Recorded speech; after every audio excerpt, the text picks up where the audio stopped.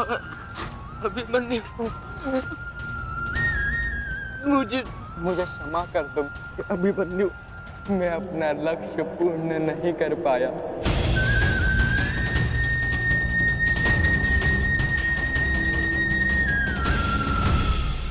मुझे क्षमा कर दो कि मैं बाकी योद्धाओं के भांति वीर नहीं हूं।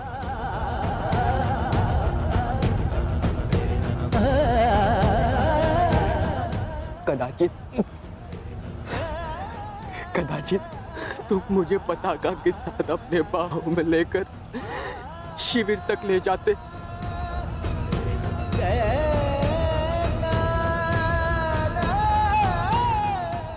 मेरा पक्ष ऊंचे स्वर में कहता, वीर उत्तर की जय,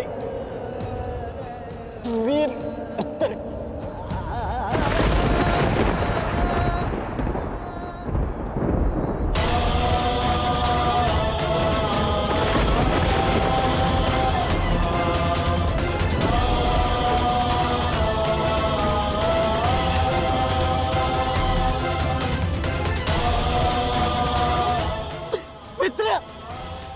मित्र, पुत्र, मित्र।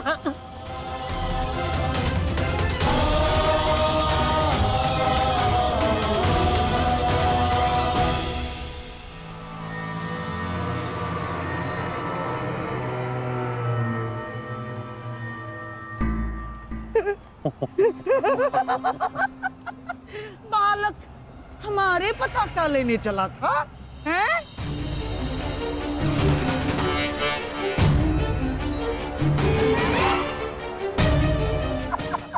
ना, पताका तो मिली नहीं चल रही है।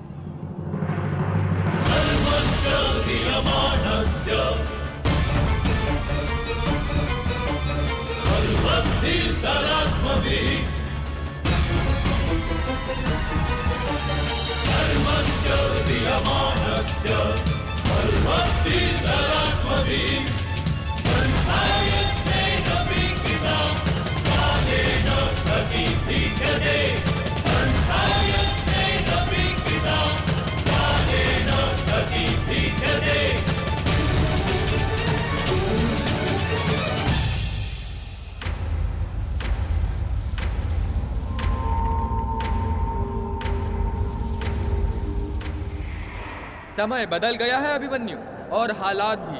अब केवल विषय वर्तमान का यह युद्ध है। देखना, मैं यह पताका लेकर ही रहूंगा।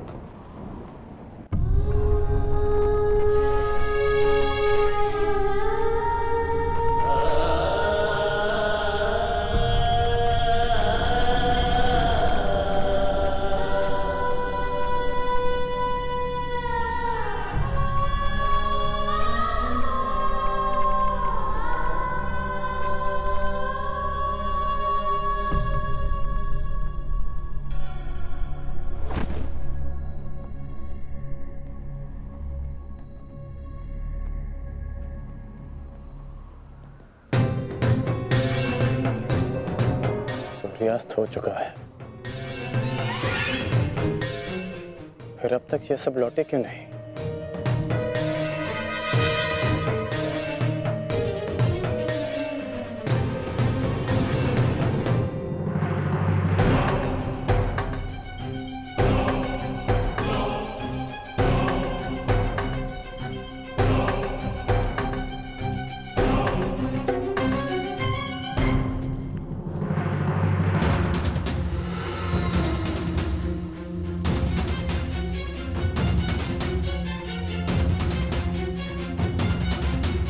हुसैन क्यों नहीं दिख रहा? कुमार वृषेण की, कुमार वृषेण की, कुमार वृषेण की।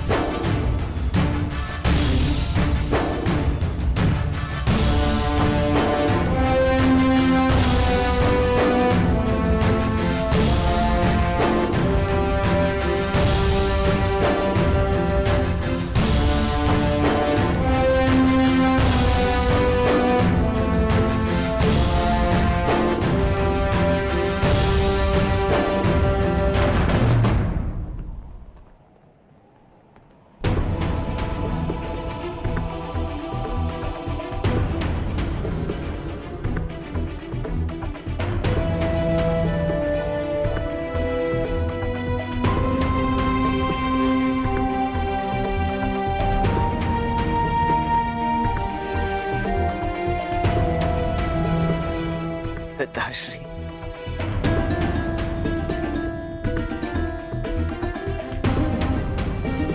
मित्रगण, आज वृषसेन ने यह सिद्ध कर दिया कि वो तुम्हारा वास्तविक उत्तराधिकारी है। आज हम सब ने तुम्हारी कमी का आभास किया है। हाँ, परंतु उस अर्जुन ने नहीं किया होगा, क्योंकि अर्जुन के समक्ष वृषसेन खड़ा था। हमें गर्व है, इस पर गर्व है।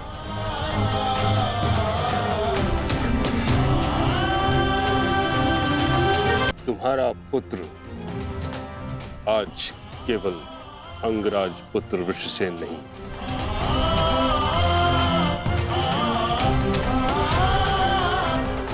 बल्कि महारथी धनुर्धारी वृषसेन बन गया है।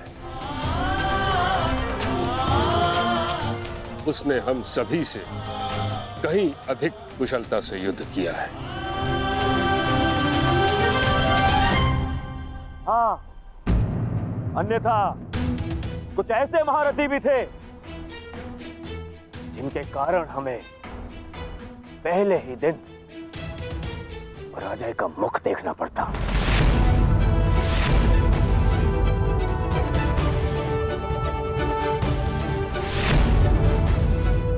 तुम्हें इस पर गर्व होना चाहिए कर्ण। सर्वतोभद्र व्यूह का कुशलता से नेतृत्व करके वृषसेन मेरी आशाओं पर खरा उतरा है।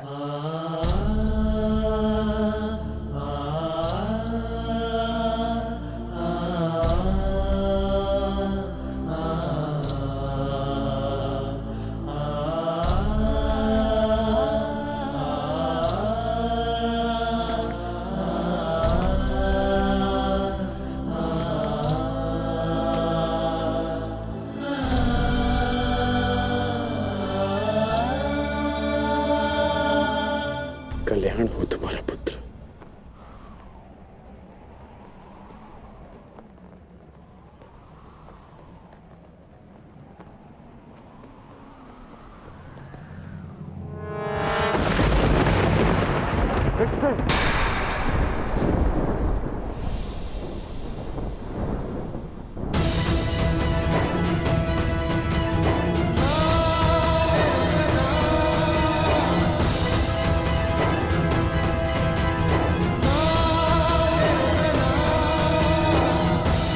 बड़ा छोटा सा घाव है पिताश्री।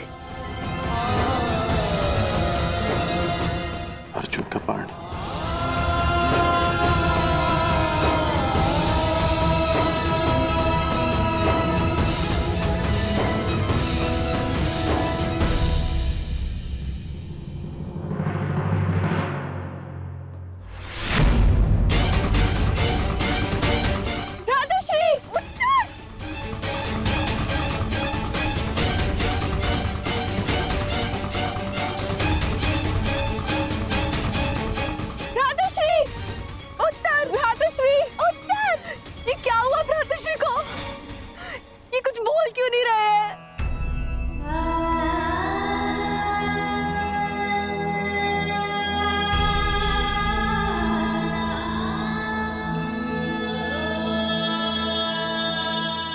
मृत्यु नहीं हुई है उत्तरा।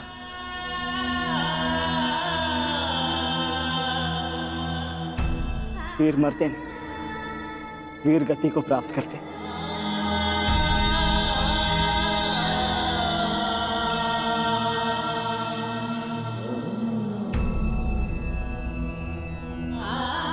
वीर उत्तर वीर गति को प्राप्त हुआ। वीर उत्तर की जय। वीर उत्तर की जय। वीर उत्तर की वीर उत्तर की वीर उत्तर की वीर उत्तर की वीर उत्तर की वीर उत्तर की वीर उत्तर की।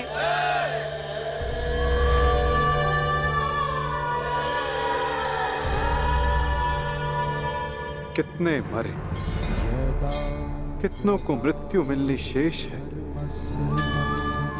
अभी तो आरंभ हुआ है इस महायुद्ध का, एक नए युग को लाने के यज्ञ में। अभी बहुतों की आहुति जानी शेष है। अभी महाभारत का आरंभ हुआ है। श्री जाम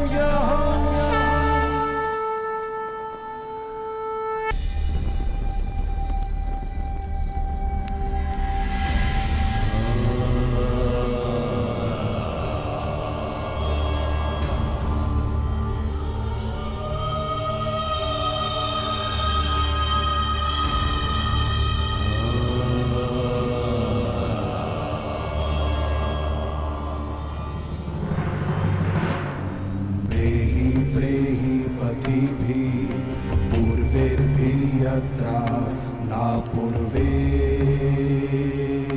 पीतर पर्युः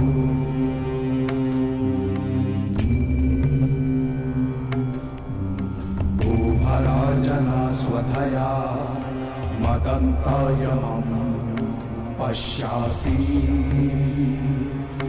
वरुणं च दिवम्। ये सब क्यों हुआ सखा? सहस्त्रों काल के गाल में समा गए। ये क्या हो रहा है केशव? तुम एक क्षत्रिय परिवार में जन्मी हो याज्ञसेनी, और युद्ध के परिणामों से भली भांति अवगत हो। तुम स्वयं युद्ध कांक्षी हो, तो फिर ये पीड़ा क्यों? क्योंकि ये अनुमान नहीं था केशव कि अपनों की मृत्यु इतनी पीड़ादायी होगी। आज उत्तर वीर गति को प्राप्त हुए हैं, कल कोई और होगा। मन बहुत विचलित हो रहा है सखा। जब भी मैं अपने पुत्रों का या आर्य पांडवों का मुख देखती हूँ, मुझे एक भय समा जाता है मन में कि कहीं। तुम ये मत भूलो सखी कि ये युद्ध केवल तुम्हारे अपमान, केवल पांडवों के साथ हुए अन्याय के प्रतिशोध के लिए नहीं हो रहा है। ये युद्ध धर्म की पुनः स्थापना के लिए हो रहा है, अधर्म के नाश के लिए हो रहा है, और धर्म की स्थापना के लिए वीरों को अपने प्राणों की आहुति देनी पड़ती है सखी।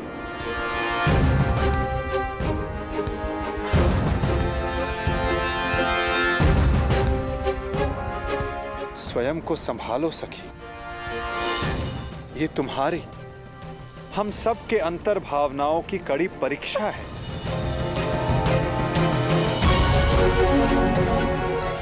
और इस युद्ध में हानि केवल हमें नहीं हुई है, अभी तो इस युद्ध में अनेकों की आहुति देना शेष है सखी। कोई और भी है जिसे अति शीघ्र इस पीड़ा का वहन करना शेष है।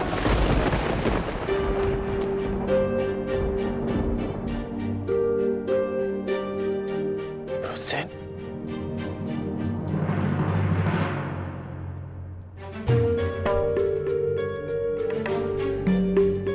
धन्यवाद पिताश्री।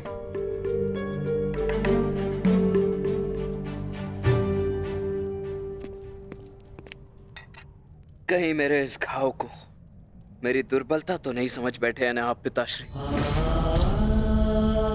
मैं एक योद्धा हूं और युद्ध में योद्धा को घाव लगना गर्व की बात है। इस महायुद्ध में ये घाव मेरे लिए एक उपहार की भांति है।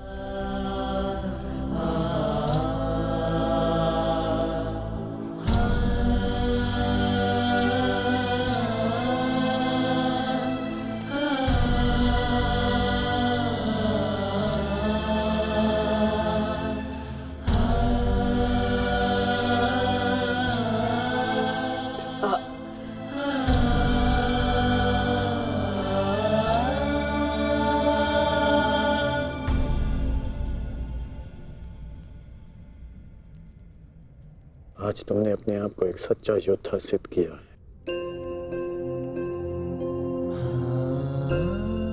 मुझे तुम पर गर्व है। कल्याण हो तुम्हारा पुत्र। अब तुम्हें विश्राम की आवश्यकता है। विश्राम करोगे तो यह घाव जल्द ठीक हो जाएगा।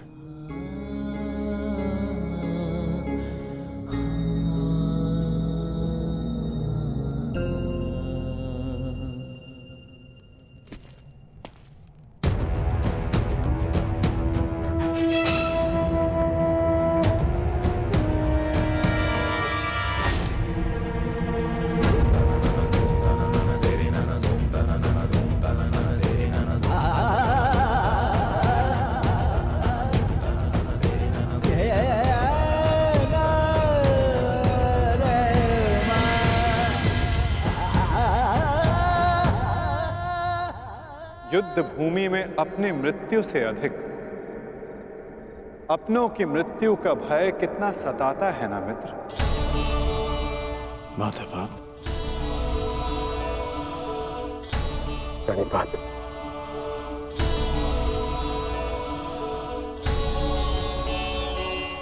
परंतु आप यहां कैसे? मैं तुम्हें यह बताने आया था कि तुम्हारा पुत्र आज इस युद्ध में बड़ी वीरता से लड़ा मित्र। तुम्हारे पुत्र ने महाभारत के प्रथम दिन को अविस्मरणीय बना दिया। वृषसेन के घायल होने के पश्चात भी उसने अर्जुन को युद्ध भूमि में तुम्हारी अनुपस्थिति का भान नहीं होने दिया।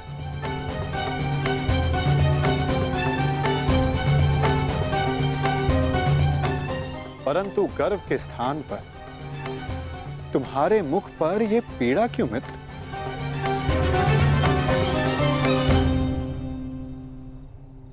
गर्व है,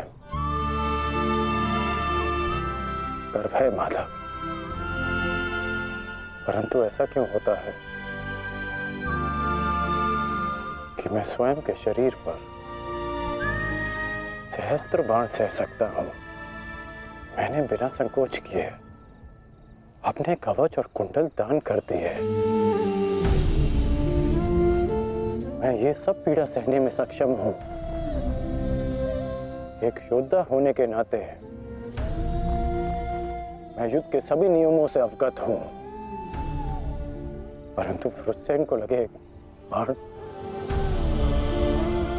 उसकी मृत्यु का भय।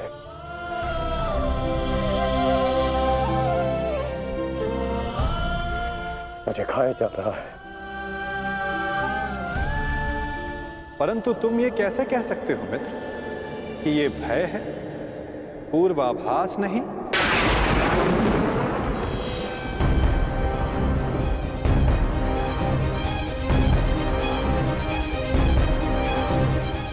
पूर्वाभास? आप क्या कहना चाहते हैं?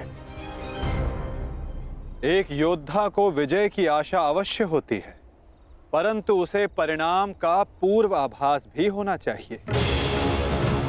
आज युद्ध में जो हमारे साथ खड़ा था, कल उसका स्थान कोई और ले लेगा और उसके पश्चात कोई और। ये युद्ध है मित्र, इसे बदला नहीं जा सकता। बलिदान मांगना युद्ध की नियति है मित्र।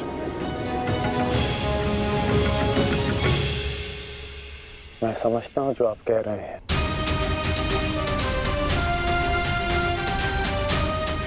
परंतु मन में अपनों की रक्षा की चिंता है।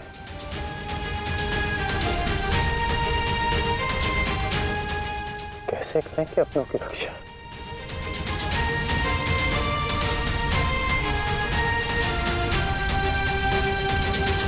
यदि कारण महान हो तो उसका बलिदान भी महान देना होता है मित्र। इस युद्ध में हो रहे बलिदान को स्वीकार करो। एक योद्धा को युद्ध में जाने से पूर्व सभी प्रकार के मोह को त्यागना पड़ता है। मोह बंधन में बंधकर वो युद्ध नहीं कर सकता और ना ही अपनों की रक्षा कर सकता है। इस महायुद्ध में अपनों की रक्षा के लिए जो हो सकेगा वो मैं करूंगा, चाहे वो युद्ध के नियति के विरुद्ध हो तब भी अंगराज।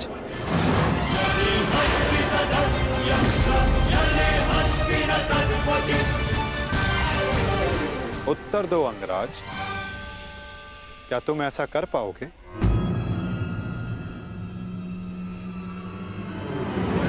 यदि तुम चाहो तो अब भी इस युद्ध की नियति को बदल सकते हो कर्ण।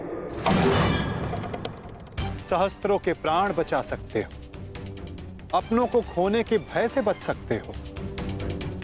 तुम्हारे पास अब भी समय है। हमारे पक्ष में आकर इस युद्ध को एक दिन में समाप्त कर दो मित्र।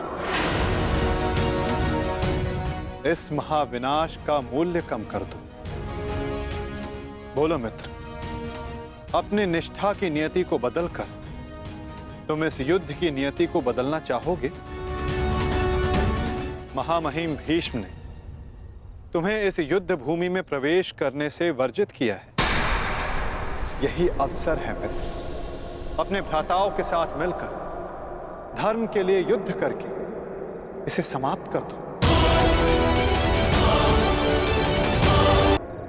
अपने भ्राताओं के साथ मिलकर धर्म के लिए युद्ध करके इसे समाप्त कर दो। आप मेरा उत्तर जानते हैं,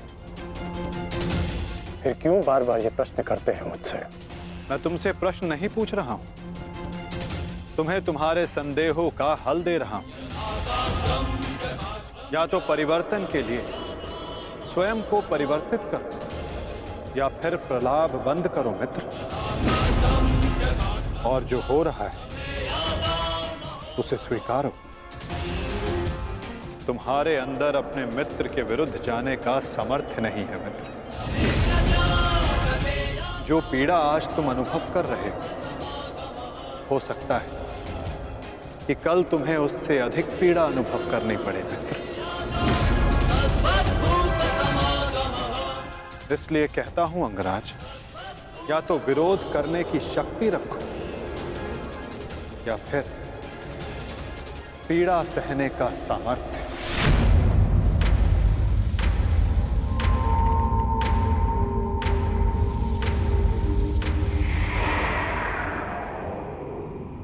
एक बात और थी मित्र, सोचा कि तुम्हें उसका ज्ञात होना चाहिए।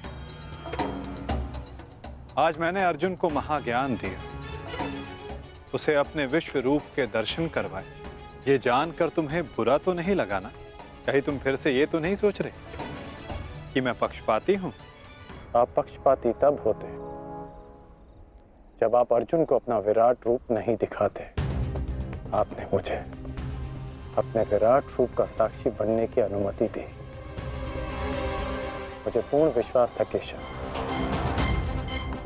कि एक ना एक दिन आप अर्जुन को अपना विराट रूप अवश्य दिखाएंगे। आपको लेकर किसी और के मन में शंका हो सकती है, परंतु मेरे नहीं।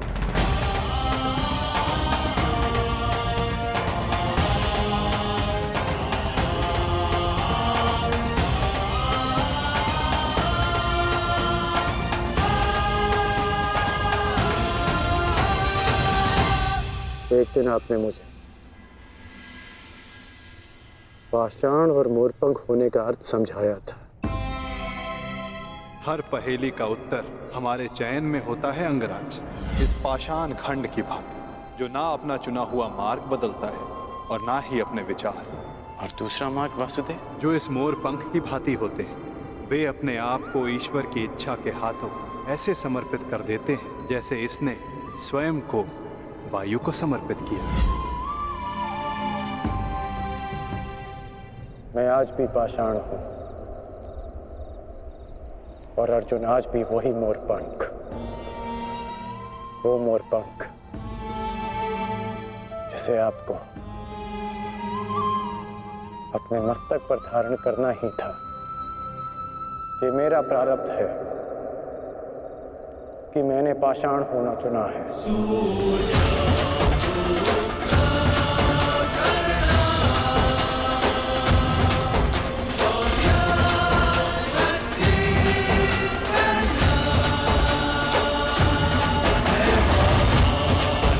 प्रणिपात केशव। कल्याण वस्तु मित्र।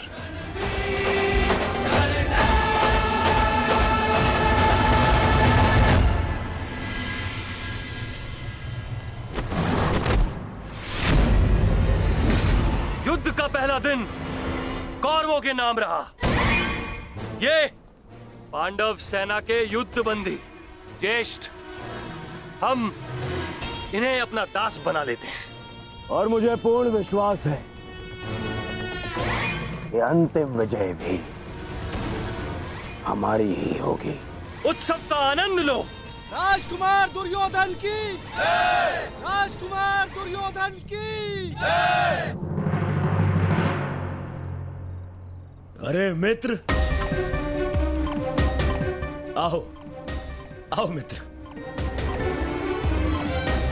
हाँ, यहाँ उत्सव चल रहा है। तुम कहाँ रह गए थे? किस बात का उत्सव? उन पांडवों के विनाश का उत्सव,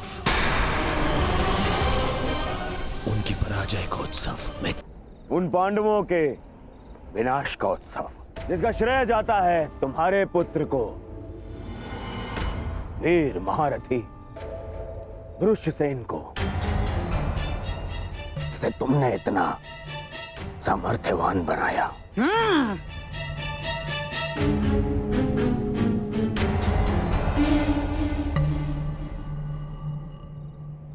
ये तो अवश्य उत्सव बनाने की बात है। आज तो मैं भी मदिरा पान करूंगा। मामाश्री, तुम भी मदिरा पान करोगे? लो, ये लो।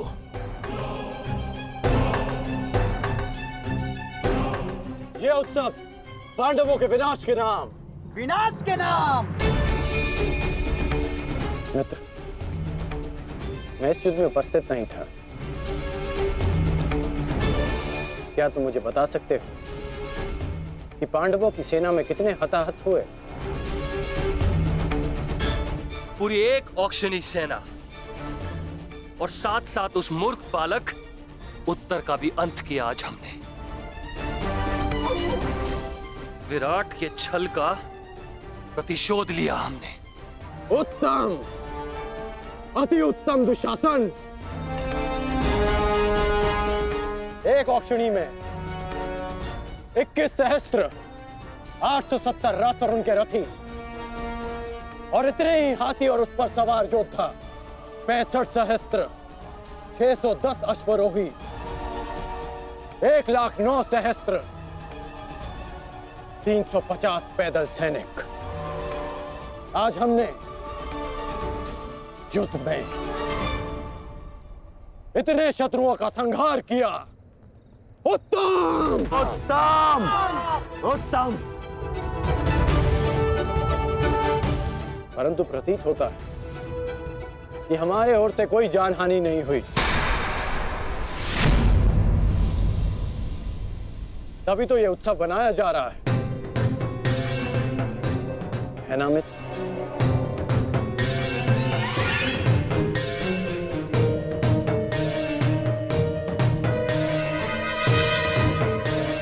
नहीं मित्र, हमारी ओर भी लगभग आधी अक्षुणी सेना की हानि हुई है।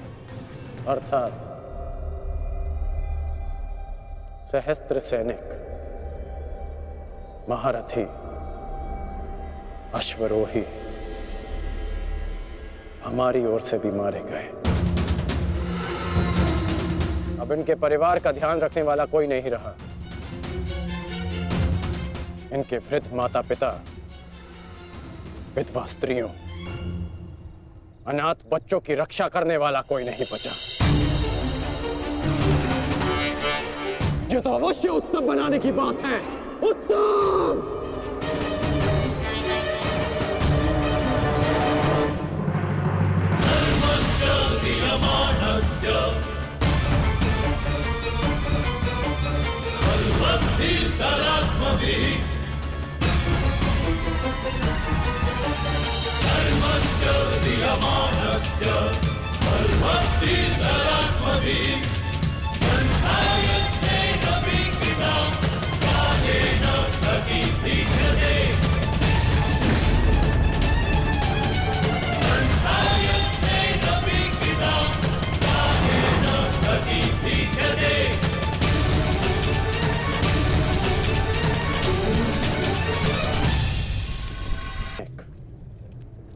महारथी, अश्वरोही हमारी ओर से भी मारे गए।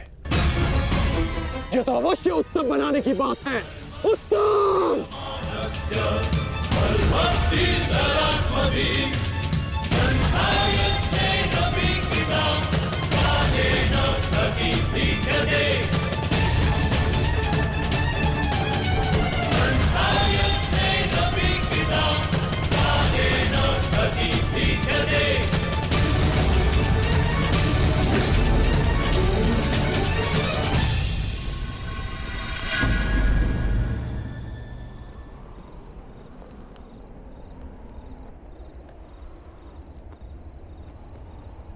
क्या ये युद्ध समाप्त हो गया है? मैंने पूछा, क्या ये युद्ध समाप्त हो गया है? उत्तर दीजिए।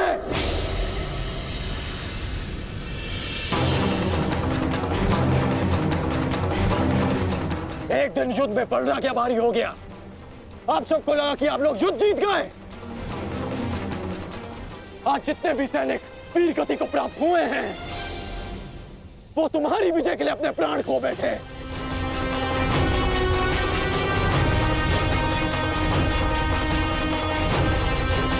आप लोगों ने कभी सोचा है कि इस युद्ध में कितने जीवन दांव पर लगे हैं? हर परिवार इस भय के साथ जी रहा है कि क्या उनके परिवार के सदस्य घर लौटेंगे भी या नहीं। और आप सब उत्सव मना रहे हैं। ये उत्सव बनाने का समय नहीं, रणनीति बनाने का समय है। इस युद्ध में जीतने का समय है। पांडव सामान्य योद्धा नहीं है। वो इस समय एक घायल सिंह की भांति हैं, जो कल युद्ध में अपना प्रतिशोध लेने के लिए तत्पर। पर रहेंगे।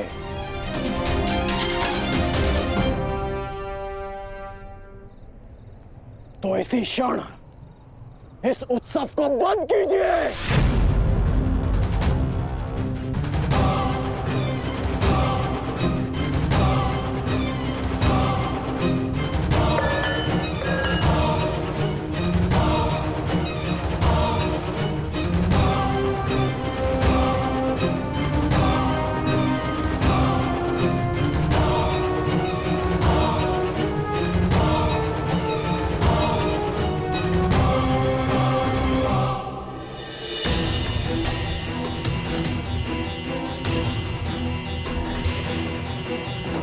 युद्ध भूमि का नियम है कि हर दिन के साथ हुई हानि को भुलाकर अगले दिन के विषय में सोचा जाए।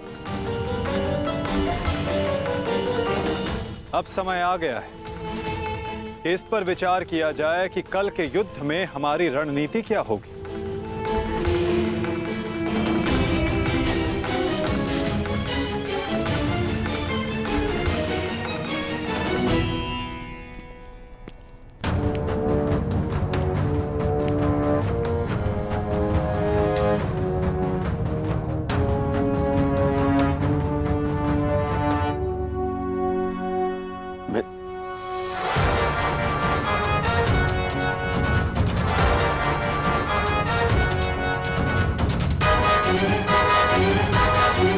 परंतु कल के लिए हमारी योजना क्या होगी?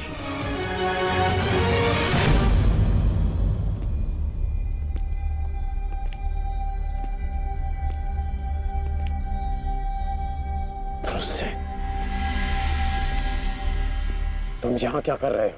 यहाँ कल की रणनीति बन रही है पिताश्री। तो इस सभा में मेरा उपस्थित होना अनिवार्य है ना? तुम युद्ध में भाग नहीं लोगे, मैं तुम्हें अनुमति नहीं दे रहा। जाओ जाकर विश्राम करो। मैं जानता हूं मुझे विश्राम की आवश्यकता है, परंतु मैं नहीं चाहता कि कल कोई वीर पांडव ये कहे कि अंगराज का पुत्र एक तीर का घाव तक ना सह सके। मुझ पर विश्वास कीजिए पिताश्री, मैं कल भी युद्ध में अपना पूरा योगदान दूंगा, परंतु मुझे जाने से मत रोकिए। मैं आपका पुत्र हूं। मैं वचन देकर आया हूं कि मैं आपकी कमी की अनुभूति किसी को अनुभव नहीं होने दूंगा। मैं इसीलिए मेरा कल युद्ध में उपस्थित होना अनिवार्य है पिताश्री। मुझे मेरा वचन पूर्ण करने दीजिए।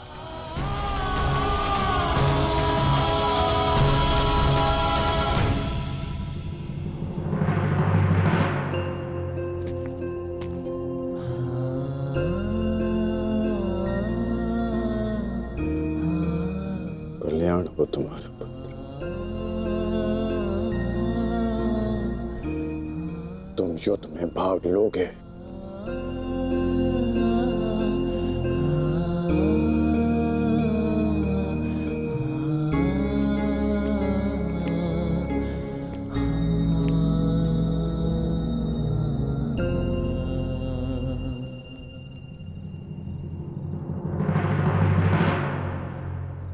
शत्रु सेना को हानि पहुंचाने के साथ साथ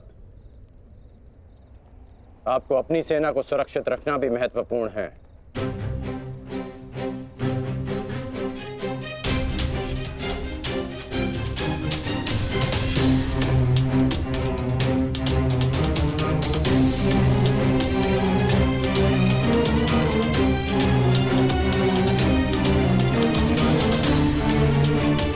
यदि युद्ध में शीघ्र विजय पानी है तो उसका एक ही मार्ग है,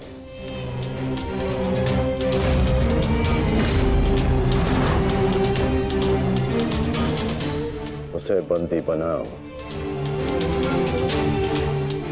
जिसे बंदी बनाने से ये युद्ध समाप्त हो जाए। युधिष्ठिर! कल युद्ध में कौरव तुम्हें बंदी बनाने का प्रयत्न अवश्य करेंगे युधिष्ठिर। यदि हमने युधिष्ठिर को बंदी बना लिया तो बाकी के सारे पांडव हमारे सामने हाथ जोड़े खड़े रहेंगे।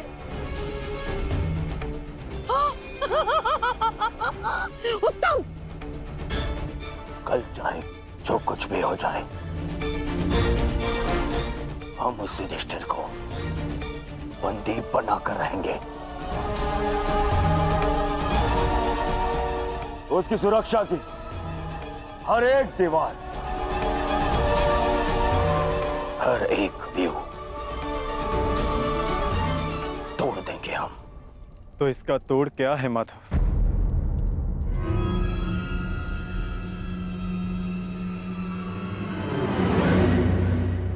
इसका एक ही तोड़ है पार्थ। कल युद्ध में धर्मराज युधिष्ठिर व्यू में सबसे आगे रहेंगे।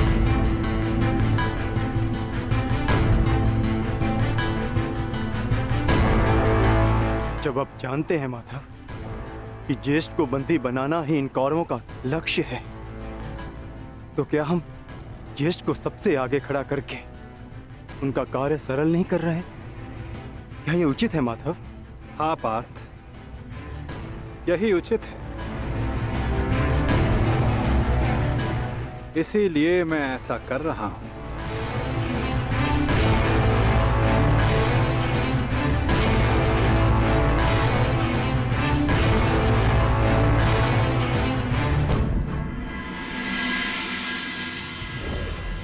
युद्ध का दूसरा दिन।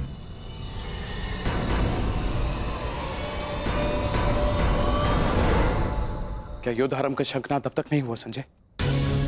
किसी भी क्षण युद्ध का शंखनाद हो जाएगा महाराज। दोनों सेनाएं सज्ज हैं। पांडवों की सेना ने आज कौंच व्यूह का निर्माण किया है और महामहिम भीष्म ने महाव्यूह का। उचित निर्णय लिया है ताचरी ने। अब पांडव युधिष्ठिर की रक्षा के लिए उसे क्रौंच व्यू की अंतिम रेखा में रखेंगे।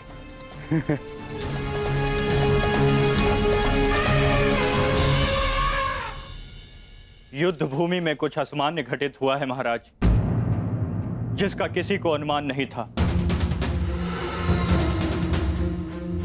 जिस प्रकार से युवराज दुर्योधन आश्चर्यचकित हैं, ठीक उसी प्रकार से मैं भी आश्चर्यचकित हूं महाराज। किंतु ऐसा क्या हुआ है संजय? पांडवों ने राजकुमार युधिष्ठिर को सेना के अंतिम रेखा में न रखकर सेना के अग्रभाग में रखा है महाराज।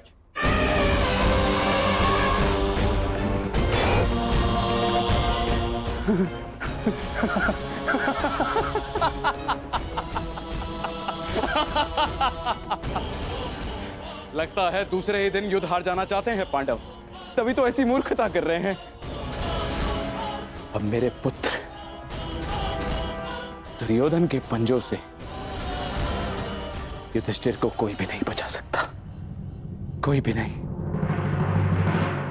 मरेंगे, मरेंगे ये सब।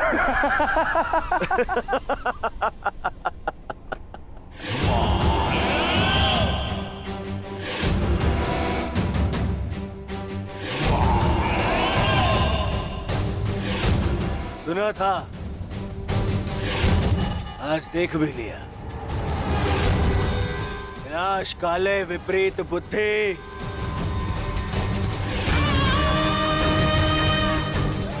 युधिष्ठिर को सबसे आगे खड़ा करके आश्चर्यचकित कर दिया इन पांडवों ने।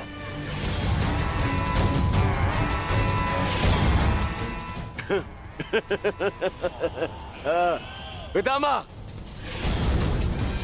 देख रहे हैं, इन पांडवों ने स्वयं ही हमारा कार्य सरल कर दिया।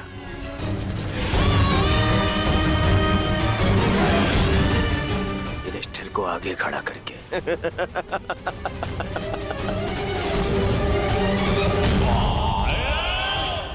अब आज ही इस युधिष्ठिर को बंदी बनाकर इस युद्ध का अंत कर दूंगा मैं, आज ही। आजा, आजा।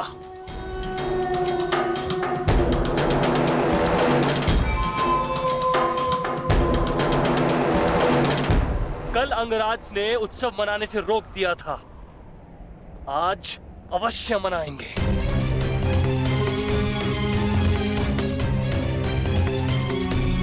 देखा दुशासन, हमारी जीत का उत्सव मत भूलिए पिताश्री ने क्या कहा था। अभी से उत्सव मनाने के विषय में सोचना भी मूर्खता है। युद्ध अभी शेष है।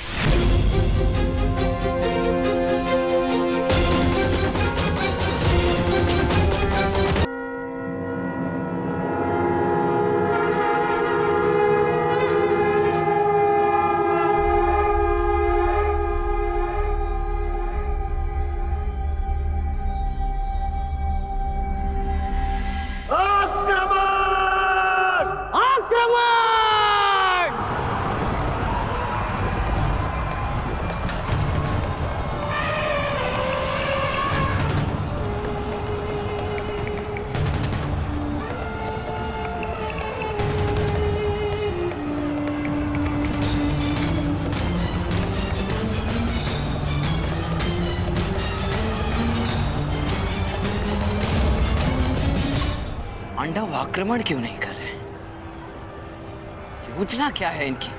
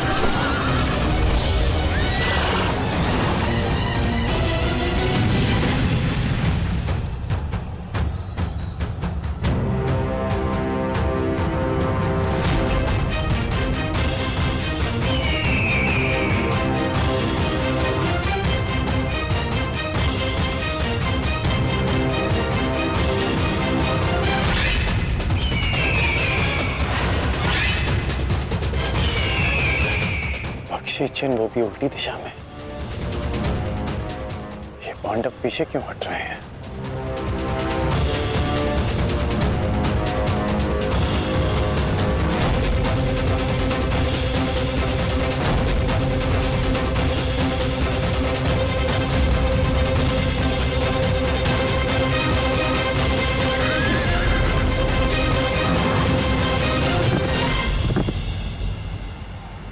अरे वो तो पीछे हट रहे हैं।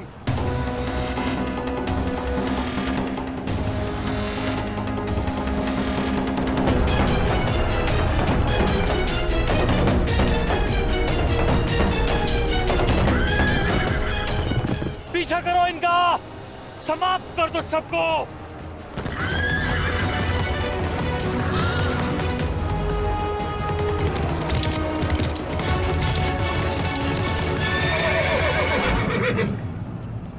महामहिम, ये पांडुपुत्र करना क्या चाहते हैं? इस प्रकार पीछे लौट जाने के दो ही कारण हो सकते हैं। प्रथम, सेना के किसी प्रमुख की मृत्यु, या फिर पराजय का भय। और यदि युद्ध के आरंभ में ही सेना इस प्रकार पीछे लौट जाए तो उसका अर्थ है यह उनकी रणनीति है।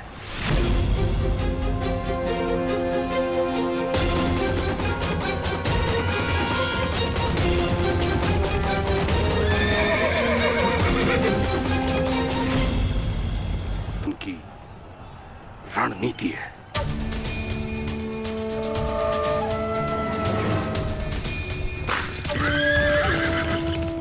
पर हमारे पास उन पांडवों से 5 अश्विनी सेना अधिक है। यदि ये कोई रणनीति भी है, तब भी हम अपनी सेना के बल से इन पांडवों को समर्पण करने के लिए विवश कर सकते हैं। पितामह, आप आगे बढ़िए और युधिष्ठिर को बंदी बनाइए। शीघ्रता मत करो दुर्योधन। सर्वप्रथम उनकी रणनीति को समझो, उसके पश्चात आगे बढ़ो।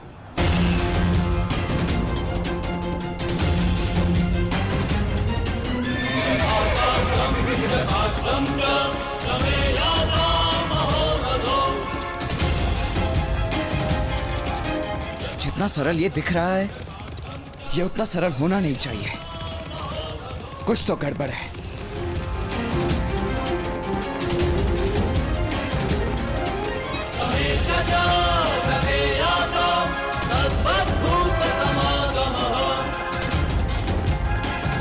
रुक जाओ, ये एक छल है, हमें फंसाने की चाल है ये।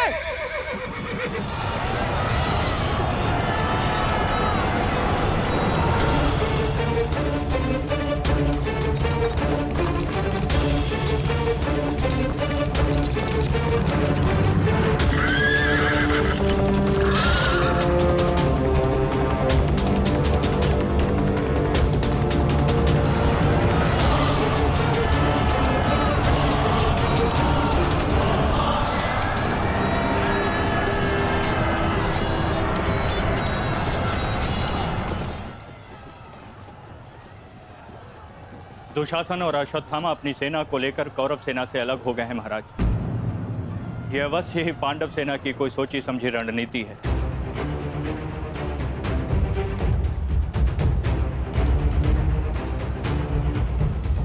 आत्मसमर्पण कर दो युधिष्ठिर। हो सकता है ज्येष्ठ तुम्हें जीवन दान दे दे। तुम केवल दास बनने के योग्य हो और सदैव दास बनकर रहोगे, और पांचाली सदैव हमारी दासी बनकर रहेगी।